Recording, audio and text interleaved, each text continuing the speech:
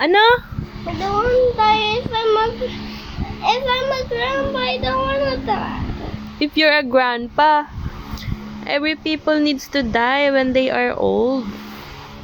I won't take care of me too much. Huh? I won't take care of me too much when I am just like you, Nana. When I'm old, I'm gonna die also. Just like 70 or... Once I'm 90, I'll die. You'll die. Every people needs to die when they are old. Why you're crying?